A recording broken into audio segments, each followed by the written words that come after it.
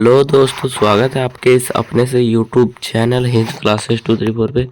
तो आज के इस वीडियो में देखने वाले हम लोग क्लास 8 के बच्चों का जो आप लोगों का प्रोजेक्ट रेल के तहत जो मंथली टेस्ट होता है और 8 तारीख को जो मंथली टेस्ट होने वाला है उसका हम लोग देखने वाले हैं ओरिजिनल टाइप क्वेश्चन। ठीक है, क्लास 8 ये हिंदी का होने वाला है। ठीक है, और अगर अभी तक चैनल को जो है सब्सक्राइब नहीं किया तो सब्सक्राइब कर दीजिए और बेल नोटिफिकेशन को भी ऑल पे सेट कर दीजिए। ठीक है, और 1 घंटा का समय मिलेगा और टोटल 20 मार्क्स का होगा। तो देख लीजिए जो क्वेश्चन रहेगा किस टाइप से रहेगा। तो टोटल देखिए, टोटल जो है 10 क्वेश्चन रहेगा। ठीक है, 10 क्वेश्चन रहेंगे और प्रत्येक प्रश्न 1 से 5 तक जो है 1 नंबर का होगा। उसके बाद 6 और 7 जो होगा अति लघु उत्तरीय जो 2-2 अंक का होगा, अर्थात 4 नंबर यहाँ से मिलने वाला है। ठीक है, और 8 नंबर होगा लघु उत्तरीय प्रश्न जो 3 नंबर का होगा। ठीक है, 9 और 10 जो होगा 4 नंबर करके होगा 2 प्रश्न, अर्थात 8 नंबर यहाँ से मिलने वाला है। ठीक है, तो चलिए प्रश्न को देखते हैं बिना बाबा की। तो देखिए यहाँ पर क्या बोल रहा है आप लोग का section A 1 to section A में 1 से 5 तक जो है ऑब्जेक्टिव वस्तुनिष्ठ प्रश्न रहेंगे। पहला कहा जा रहा है हुंडरू का जलप्रपात के लेखक कौन है। तो हुंडरू के जलप्रपात का लेखक कौन है? कामता प्रसाद सिंह, जिसे काम कहा गया है। ठीक है, क्या हो रहा है, प्रेमचंद, उसके बाद है हजारी प्रसाद द्विवेदी और निर्मला पुतुल। ठीक है, तो इसका आंसर क्या हो जाएगा? इसका आंसर जो हो जाएगा, आप लोग भी एक बार अंदाजा लगाइए क्या होगा। तो इसका आंसर होगा ए। ठीक है, क्या होगा? ए, अर्थात कामता प्रसाद सिंह काम। ठीक है, चलिए दूसरा प्रश्न देखेंगे। अगर चैनल को अभी तक सब्सक्राइब नहीं किया तो सब्सक्राइब कर दीजिए और वीडियो को ज़्यादा से ज़्यादा क्या कर दीजिए, लाइक भी कर दीजिए। ठीक है, और ज़्यादा से ज़्यादा वीडियो को हाइप करेंगे। ठीक है, चलिए तो प्रश्न दूसरा नंबर कहा जा रहा है हुंडरू जलप्रपात की ऊंचाई कितनी है। दूसरा प्रश्न क्या है, हुंडरू जलप्रपात की ऊंचाई कितनी है। तो ऑप्शन है 100 फुट या फिर 243 फुट या फिर 400 फुट या फिर 500 फुट। तो आप लोग अंदाजा लगाइए क्या होगा, हम लोग उसके बाद आंसर बोलेंगे। तो इसका आंसर क्या होगा? इसका आंसर होगा ऑप्शन नंबर बी। ठीक है, 243 फुट। ठीक है, 243 फुट, अर्थात ऑप्शन नंबर बी। ठीक है, चलिए 243 फुट। चलिए अगला प्रश्न देख लेते हैं, तीसरा प्रश्न। तीसरा प्रश्न क्या कहा जा रहा है, बूढ़ी पृथ्वी। ठीक है, बूढ़ी पृथ्वी का दुख कविता कविता किसका चित्रण करती है। तो बूढ़ी पृथ्वी का जो दुख है कविता में जो है वो किसका चित्रण करती है। तो क्या हो रहा है, प्रकृति की सुंदरता या फिर पर्यावरण संकट या फिर वृक्षारोपण या मनुष्य का बुढ़ापा। ठीक है, तो आंसर क्या हो जाएगा, क्या हो रहा है, जो बूढ़ी पृथ्वी का दुख है। ठीक है, जो कवि है जो आप लोगों का चैप्टर है बूढ़ी पृथ्वी का दुख, वो जो है कविता किसका चित्रण मतलब किसके बारे में बताता है। ठीक है, तो प्राकृतिक सुंदरता के बारे में बताता है। यार पृथ्वी का दुख हो रहा है तो सुंदरता के बारे में बताता है। अगर आप चैप्टर को पढ़ेंगे तो नहीं, ये नहीं होगा। ठीक है, पर्यावरण संकट ये होगा या फिर वृक्षारोपण होगा, नहीं, या फिर मनुष्य का बुढ़ापा नहीं होगा। तो ऑप्शन नंबर बी इसका करेक्ट आंसर हो जाएगा। ठीक है, ऑप्शन नंबर बी पर्यावरण संकट। ठीक है, चलिए अगला प्रश्न देख लेते हैं। अगला है आप लोगों का चौथा प्रश्न। ठीक है, बूढ़ी पृथ्वी का दुख कविता के दूसरे अंश में किसके दुख को क्या हो रहा है व्यक्त किया गया है। ठीक है, जो बूढ़ी पृथ्वी का दुख है उस चैप्टर में जो है दूसरे अंश में अर्थात दूसरे लाइन में किसके दुख के बारे में बताया गया है। ठीक है, तो पेड़ों के दुख के बारे में बताया गया, मनुष्य के या फिर नदियों के या फिर पहाड़ों के। तो ये जो है नदियों का हो जाएगा। ठीक है, ऑप्शन नंबर सी इसका करेक्ट आंसर हो जाएगा। ठीक है, नदियों के। पांचवा प्रश्न है छोटा नागपुर। ठीक है, क्या हुआ, छोटा नागपुर लेखक लेखक की दृष्टि में क्या है। जो है छोटा नागपुर लेखक की दृष्टि में क्या है। ठीक है, ये प्रश्न है। ऑप्शन ए है स्वर्ण का इस स्वर्ग का टुकड़ा, ऑप्शन बी है जंगल, ऑप्शन सी है पार्क और ऑप्शन डी है वीरान भूमि। ठीक है, तो इसका आंसर क्या हो जाएगा, इसका आंसर जो हो जाएगा ऑप्शन नंबर ए हो जाएगा। ठीक है, ऑप्शन नंबर ए। ठीक है, स्वर्ग का भूमि। ठीक है, ये वाला ए, स्वर्ग का भूमि। पांचवा प्रश्न देख लिया। अब देखेंगे हम लोग को आप लोगों का 2 नंबर करके प्रश्न रहेंगे 3, ठीक है, सॉरी 2 नंबर करके 2 प्रश्न रहेंगे, 4 नंबर यहाँ से मिलने वाला। सब्जेक्टिव क्वेश्चन देखेंगे, ठीक है, सब्जेक्टिव क्वेश्चन देखेंगे। अब चलिए तो क्वेश्चन की ओर चलते हैं। देखिए क्या बोल रहा है यहाँ पर, क्या बोल रहा है, सेक्शन बी यहाँ पर कहा जा रहा है अति लघुत्तरीय प्रश्न, ठीक है। देखिए पहला प्रश्न है हुंड्रू का झरना कैसे बना है।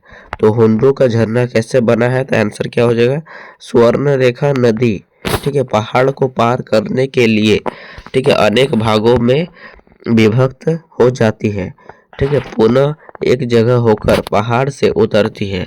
यह है हुंड्रू का झरना जो 243 फुट ऊपर से गिरता है, ठीक है। हुंड्रू का जो झरना है वो कहाँ से गिरता है, कितने ऊपर से गिरता है, तो ये मानो यहाँ पे हुंड्रू का जलप्रपात है, ठीक है। तो वह पानी जो होता है इधर से आता है आके इधर गिरता है, तो वो कितना फुट होता है, 243 फुट, ठीक है। इसको एक बार देख लीजिए, ठीक है, ये आपका आंसर। चलिए तो छठा देख लीजिए, अब सातवां देखेंगे हम लोग, ठीक है। सातवां क्वेश्चन क्या है देखते हैं। देखिए सातवां क्वेश्चन क्या है आप लोगों का, पृथ्वी को बूढ़ी क्यों कहा गया है। तो पृथ्वी को बूढ़ी क्यों कहा गया है, देखिए तो उत्तर क्या हो जाएगा, जिस प्रकार बुढ़ापे में मनुष्य के सारे अंग उसका साथ छोड़ देते हैं और शरीर क्या बोल रहा है, जीर्ण तथा रोगी हो जाता है, मतलब शरीर का कोई ही नहीं होता है, रोग हो जाता है, शरीर में रोगी हो जाता है वो, ठीक है। उसी टाइप से उसी प्रकार क्या हो रहा है, पृथ्वी में भी पर्यावरण, नदी, पहाड़, हवा इत्यादि प्रदूषण और नष्ट हो रहे हैं, इसीलिए पृथ्वी को बूढ़ी कहा गया है। मतलब पृथ्वी का जो है ये सब अंग है ना, पर्यावरण, नदी, पहाड़, हवा, ये सब अंग है, तो ये सब प्रदूषण हो रहा है, ठीक है, जिसके के कारण जो है पृथ्वी को बूढ़ा कहा गया है।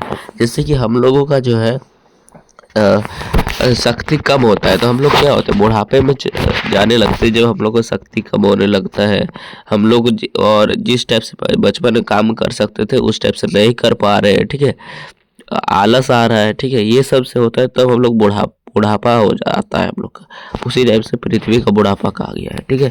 चलिए तो अब देखने वाले हैं हम लोग क्या बोल रहे, सेक्शन सी, ठीक है। एक प्रश्न रहेगा, ओनली 1 प्रश्न रहेगा जो 3 नंबर का रहेगा। तो चलिए प्रश्न को देखते हैं, जो लघुत्तरीय प्रश्न रहेंगे। तो चलिए प्रश्न को देखते हैं। देखिए प्रश्न क्या कहा जा रहा है, क्या बोल रहा है, छोटा नागपुर स्वर्ण का टुकड़ा है कैसे। देखिए उत्तर क्या हो जाएगा, छोटा नागपुर जो है आकर्षक, मनमोहक और क्या बोल रहा है, आनंदीय स्थल है, मतलब वहां पर जाने से छोटा नागपुर हम लोग को आकर्षण वाला वस्तु देखने को मिलेगा। आकर्षण मतलब जैसे कि ऐसा देखेंगे कि हम लोग को और ऐसा मन ही नहीं हो कि इसे ना देख के जाए, ठीक है, देखने का बहुत ज्यादा मन होगा, मनमोहक होगा, ठीक है, आनंददायक होगा, आनंद मिलेगा, ठीक है। वहाँ स्वर्ग की तरह हर तरह सुंदरता एवं शांति बिखरी पड़ी है, ठीक है। जो छोटा नागपुर वहाँ पर शांति और सुंदरता बिखरी पड़ी है, इसीलिए जो है क्या हो रहा, पक्षियों के क्या हो रहा, कलरव और खेतों की हरियाली से यहाँ का वातावरण रोचक बन जाता है। मतलब यहाँ का जो है पक्षियों का आवाज़ सुनाई देता है, ठीक है, और खेतों की हरियाली, ये सब देख के क्या हो जाता है, मन मोहक हो जाता है, ठीक है। और इसीलिए जो है जो ना कवि जो कहा गया है, छोटा नागपुर क्या कहे है कवि, इसीलिए स्वर्ण का टुकड़ा कहा है, कौन, छोटा नागपुर, ठीक है। छोटा नागपुर को कवि कहे है कि स्वर्ण का ये टुकड़ा है।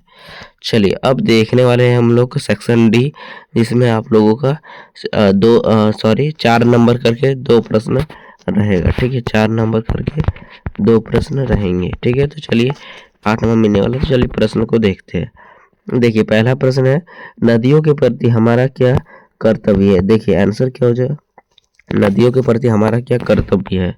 देखिए संकेत क्या हो जाएगा, नदियों को साफ रखना ये हमारा कर्तव्य है, उन्हें क्या हो रहा, सूखने से बचाए, नदी को सूखने से बचाएंगे तभी ना वो हमारे काम आएंगे, ठीक है। तो इसीलिए नदी को सूखने से बचाए, उसे साफ रखे, और नदी के अन्य स्रोतों जैसे तालाब, कुएं आदि को बढ़ावा दे, ठीक है, मतलब उसे ज़्यादा उसको भी दे, ठीक है, वैल्यू दे, उनका उपयोग करें, ठीक है ये। और पानी को प्रदूषित करने से बचे, प्रदूषित ना करें पानी को, ये नदी का क्या हो जाएगा, इन सब उनका नदी को बचाने का कारण हो जाएगा। चलिए अब देखने वाले हम लोग लास्ट क्वेश्चन, क्या कहा जाएगा 10 नंबर। हुंड्रू जलप्रपात की विशेषताएं लिखिए। संकेत बिंदु, देखिए यहाँ पे संकेत बिंदु से बताया गया है शोभा देवलोक जैसी, शोभा देवलोक जो जैसी। हुंडू के जलप्रपात के बारे में विशेषता बताने का कहा गया, शोभा देवलोक जैसी, ये हुंडू का है, ठीक है। इस प्रकार देवों का भूमि का जैसा दिखता है हुंडू, ठीक है। और क्या हो रहा है, 200 क्या हो रहा है, 43 फुट ऊंची, कौन, हुंडू जलप्रपात। और क्या हो रहा है, प्रातः पहाड़ों को चिरता हुआ, पहाड़ों को चिरता हुआ मतलब पानी जो गिरता हुआ पहाड़ों को चीरता हुआ गिरता है, ठीक है। और उसके बाद चौथा पॉइंट कहा जा रहा है 20 फुट ऊपर क्या हो रहा है, छलता पानी, ठीक है। चलिए और क्या हो रहा है, भयंकर ध्वनि। ये सब जो है हुंडू के जल की विशेषता है। तो चलिए आज के लिए इतना ही, फिर मिलते हैं नेक्स्ट वीडियो में। तो बाय, जय हिंद जय भारत। और आप लोगों को जो है हाफ ईयरली, ठीक है, हाफ ईयरली का भी तैयारी करना है, तो ज़्यादा से ज़्यादा ईयरली का भी तैयारी करना है तो ज़्यादा से ज़्यादा कमेंट करेंगे, ठीक है। चलिए तो देख मिलते हैं अगले में, बाय बाय, थैंक यू।